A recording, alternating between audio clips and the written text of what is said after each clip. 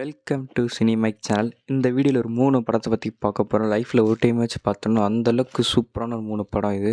அவ்வளோ செம்மையாக எடுத்து வச்சுருப்பாங்க. அது என்னென்னு பார்க்குறதுக்கு முன்னாடி நம்ம சேனலை சப்ஸ்கிரைப் பண்ணிக்கோங்க, லைக் பண்ணிக்கோங்க, ஷேர் பண்ணிக்கோங்க. பக்கத்தில் இருக்க பெல் ஐக்கன் கிளிக் பண்ணிட்டீங்கன்னா நாங்கள் போகிற வீடியோ உடனுக்குடனே உங்களுக்கு வந்துடும். வாங்க வீடியோக்குள்ளே போகலாம். வீடியோவில் நம்ம ஃபஸ்ட்டாக பார்க்க போகிற படம் பேர் என்னென்னா தி க்ரீன் மைல். இந்த படத்தோட ஒன்லைன் என்னென்னா, ஒரு சின்ன பொண்ணை ரேப் பண்ணிட்டான்னு சொல்லி ஒரு குண்டா ஒருத்தனை வந்து கூப்பிட்டு வந்து ஜெயிலில் வைக்கிறாங்க. க்ரீன் மைல்னால் அது ஒரு மாதிரி விதமான ஜெயில். அந்த இடத்துல ரொம்ப டார்ச்சர் பண்ணி கொலை பண்ணுவாங்க. அதுவும் இந்த மாதிரி கொலைக்காரங்க வந்து மோசமாக கொலை பண்ணவங்களை மட்டும்தான் அந்த இடத்துல வச்சுருப்பாங்க.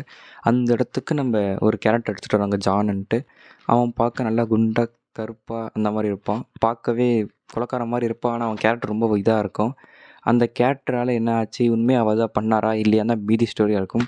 இந்த படத்தோட ஒன்லைனும் சரி, இந்த படத்தோட ஸ்டோரியும் சரி, ஸ்க்ரீன் ப்ளேயும் சரி சூப்பராக கொடுத்துருப்பாங்க. கிளைமேக்ஸ்லாம் பார்க்கும்போது நமக்கு அழுகையே வந்துடும், அந்தளவுக்கு முடிச்சிருப்பாங்க. இந்த படத்தை மிஸ் பண்ணாதீங்க, போய் பாருங்கள் செக் பண்ணி.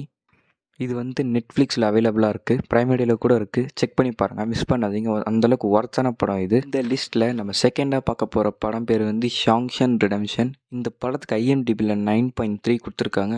அவ்வளோ சூப்பரான படம் இது. இந்த படத்தோட ஒன்லைன் என்னென்னா, நம்ம ஹீரோ வந்து குடிபோதையில் ஒரு வீட்டுக்கிட்ட கன்னோட நிற்கிறாரு. அந்த இடத்துல ஷூட் நடந்துடுது. அதுக்கப்புறம் அவர் ஜெயிலில் போட்டுடுறாங்க. இவர் கொலை பண்ணாரா இல்லையான்னு தான் மீதி ஸ்டோரியாக இருக்கும். அதே மாதிரி ஒரு ஜெயிலில் போனப்போ ஒரு கேரக்டரை பார்ப்பாங்க, ரெட்டுன்ட்டு. அந்த ரெட்டுன்னு கேரக்டருக்கு இவருக்கு எப்படி ரிலேஷன்ஷிப் இருக்குது, என்னென்ன ஆச்சு, எவ்வளோ பொறுமையாக இருக்கணும்னு சொல்லி இந்த படத்தில் அவ்வளோ சூப்பராக எக்ஸ்பிளைன் பண்ணியிருப்பாங்க. இந்த படம் அந்த YTS வெப்சைட்லேயே இருக்குது. அவ்வளோ செம்மையாக இருக்கும் இந்த படம். செக் பண்ணி பாருங்கள், மிஸ் பண்ணாதீங்க. ஒன் ஆஃப் த பெஸ்ட் மூவின்னு சொல்லலாம் இதை. அந்தளவுக்கு செம்மையாக இருக்கும். இது தமிழ் டப்பில் அவைலபிளாக இருக்குது. நீங்கள் இங்கிலீஷில் பார்க்குறதா பார்க்கலாம், தமிழ் டப்பும் பார்க்கலான்னு பார்க்கலாம். தமிழில் கூட நல்லாயிருக்கும், மிஸ் பண்ணாதீங்க. இந்த லிஸ்ட்டில் நம்ம லாஸ்ட்டாக பார்க்க போகிற படம் பேர் வந்து தி காட் ஃபாதர். இதுக்கு 3 பார்ட்ஸ் இருக்குது. இதுக்கு IMDbல ரேட்டிங் வந்து 9 கொடுத்துருக்காங்க. இது வந்து ஒரு ஸ்லோ பேஸ்டு மூவி, ஃபுல் ட்ராமாவாக தான் இருக்கும். பேசிகிட்டு இருப்பாங்க, அந்தளவுக்கு ஆக்ஷன் சீன்ஸ் எதுவுமே இருக்காது. ஆனால் இவங்க ஒரு சீனும் சரியாமல் செதுக்கி வச்சுருப்பாங்க. நிறைய நம்ம தமிழ் டேரக்டர்ஸே இதோட இன்ஸ்பயர் ஆகி தான் நிறைய படத்தை எடுத்திருக்காங்க. அதுக்கு எக்ஸாம்பிள் நம்ம நாயகன் கமலஹாசன் நடிச்சு அந்த படத்தை கூட சொல்லலாம். மணிரத்னம் சார் அதை பார்த்து தான் இன்ஸ்பயர் ஆனான்னு சொல்லி அவரோட இன்டர்வியூவில் கொடுத்துருப்பாரு. அந்தளவுக்கு சூப்பராக இருக்கும் இந்த படம். இந்த படத்தில் 3 பார்ட் இருக்குது. First part, second part, third part. நீங்கள் லைனாக பார்த்தா தான் புரியும் மற்ற 2 பார்ட்டும்.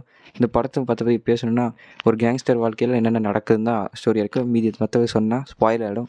அவ்வளோ சூப்பராக இருக்கும் இந்த படம், மிஸ் பண்ணாதீங்க. செக் பண்ணி பாருங்கள். இது நெட்ஃப்ளிக்ஸ்லேயும் Amazon Primeலேயும் அவைலபிளாக இருக்குது. தமிழ் டப் கிடையாது, வெறும் இங்கிலீஷில் மட்டும்தான் இருக்குது. நம்ம வீடியோ பிடிச்சிருந்தால் லைக் பண்ணுங்கள், ஷேர் பண்ணுங்கள், கமெண்ட் பண்ணுங்கள். மறக்காமல் சப்ஸ்கிரைப் பண்ணுங்கள். பக்கத்தில் இருக்க பெல் ஐகானை கிளிக் பண்ணுங்கள். தேங்க்யூ.